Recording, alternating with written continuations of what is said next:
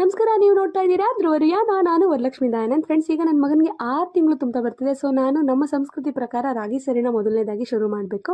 ಹಾಗಾಗಿ ಹೇಗೆ ಮಾಡ್ಕೊಂಡೆ ಅಂತ ನಿಮ್ಮ ಜೊತೆ ಹಂಚ್ಕೊಂಡಿದ್ದೀನಿ, ಬನ್ನಿ ನೋಡೋಣ.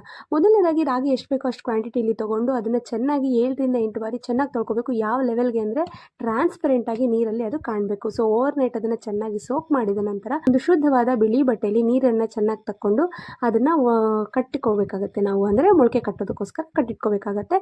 ಅದನ್ನು ಒಂದು ದಪ್ಪ ಥರದ ಪಾತ್ರೆ ತೊಗೊಂಡು ಕರೆಕ್ಟ್ ಮೆಜರ್ಮೆಂಟಲ್ಲಿ ನೋಡಿಕೊಂಡು ಅದನ್ನು ಕ್ಲೋಸ್ ಮಾಡಿ ಇಟ್ಕೋಬೇಕು. ಯಾಕಂದರೆ ಚಳಿಗಾಲದಲ್ಲಿ ಅಷ್ಟು ಈಸಿಯಾಗಿ ಮೊಳಕೆ ಬರಲ್ಲ, ಹಾಗಾಗಿನೇ. ಇದಾದ ನಂತರ ಅದು ಮೊಳಕೆ ನೋಡಿ ಇಷ್ಟು ಬಂದಿದೆ, ಇಷ್ಟು ಬಂದಿದ್ರೂ ಸಾಕು.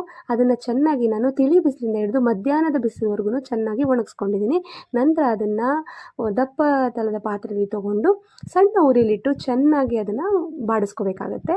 ಸೊ ಒಂದು ಹದವಾಗಿ ಅದು ಹುರ್ಕೊಂಡಿದ್ದೀವಿ ಅಂತ ಗೊತ್ತಾಗುತ್ತೆ. ಅದಾದಮೇಲೆ ಅದ್ರ ಜೊತೆಗೆ ನಾನು ಒಂದು 18ರಿಂದ 20 ಬಾದಾಮಿ ಬೀಜವನ್ನು ಡ್ರೈ ರೋಸ್ಟ್ ಮಾಡಿಕೊಂಡು ಸೇರಿಸ್ಕೊಂಡಿದ್ದೀನಿ.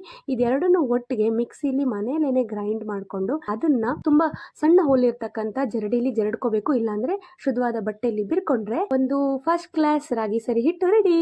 ಇದರ ಡೀಟೇಲ್ ವಿಡಿಯೋಗಾಗಿ ಕೆಳಗಿನ ಲಿಂಕ್ ಅನ್ನು ಕ್ಲಿಕ್ ಮಾಡಿ. ಹೆಚ್ಚಿನ ವಿಡಿಯೋಗಾಗಿ ಧ್ರುವರಿಯಾನ ಚಾನೆಲ್ನ ಸಬ್ಸ್ಕ್ರೈಬ್ ಮಾಡಿ. ನಮಸ್ಕಾರ.